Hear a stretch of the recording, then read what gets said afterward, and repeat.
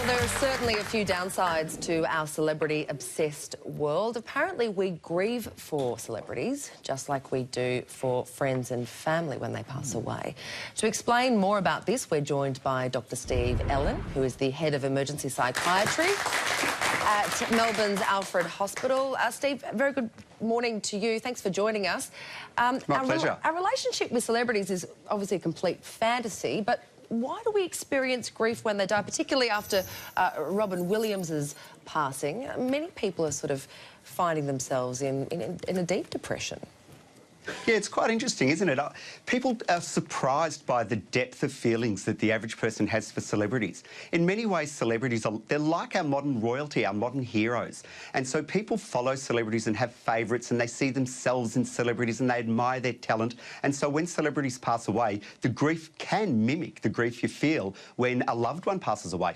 And part of that, Steve, is actually sort of supposed to happen. People become celebrities because they have a certain star power or a charisma or a quality that makes people empathise with them and feel like they know them. That's actually part of what being a celebrity is, isn't it?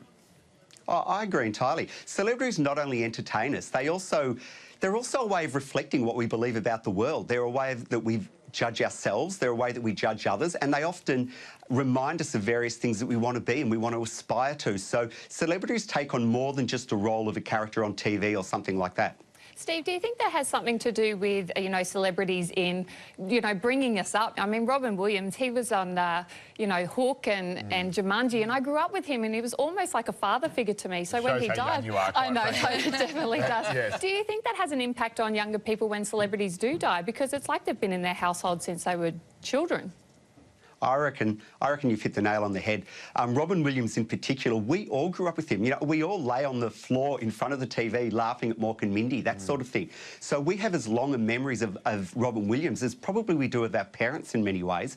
And we've followed his career. We've seen him go from, dramatic roles, comedy roles, stand-up. And we've heard Robin Williams being interviewed so many times that we know his beliefs and we know his values. So I agree, Robin Williams had a unique place in our lives. And I think especially so for Americans. A couple of my friends have just been in the US and they say the grief in the US, Robin Williams is on every magazine over there at the moment. It's quite phenomenal. Steve, there are two things about the Robin Williams case that I ponder about. One is there's so much publicity given. What do you think about copycat cases? I wondered when I heard that Robin Williams had taken his life, whether he was affected by Philip Seymour Hoffman taking his own life, whether that might have played on his mind. And I also understand that the drugs that he was taking for Parkinson's disease, one of the side effects is suicide. Do you know anything about that? Yeah, two really important issues. Copycat suicide is a real phenomena. Whenever there is a major suicide in the media, we get a slight increase, a slight increase in the rate of suicides. And as a consequence, we have a whole lot of guidelines about how to deal with suicide in the media.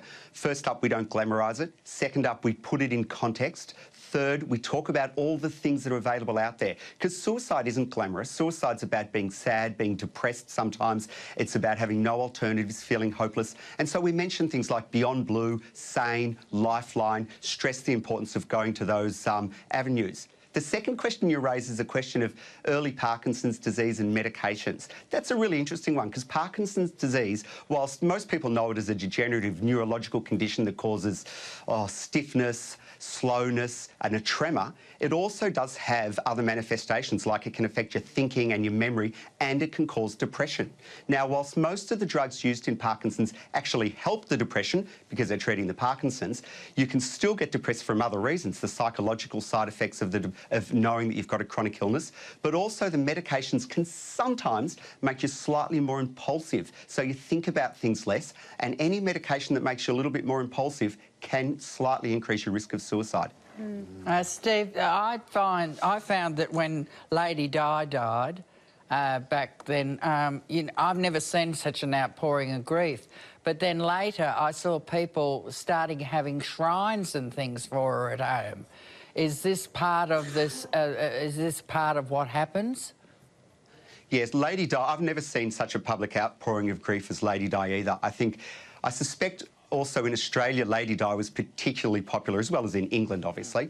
And so that was really overwhelming. And I think at times we can let ourselves get a little bit overwhelmed in the media, and we can talk about things too much and not put them in perspective.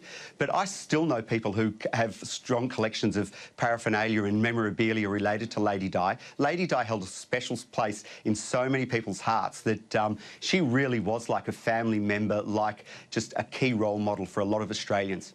So, Dr. Steve, when does this actually become a problem? And, you know, if we have a family member or a friend who does seem to be taking it really, really hard, what can we do to make sure that they're okay? Well, grief is an incredibly normal process. It's not an illness, it's not a disease, nothing like that. It's a normal process.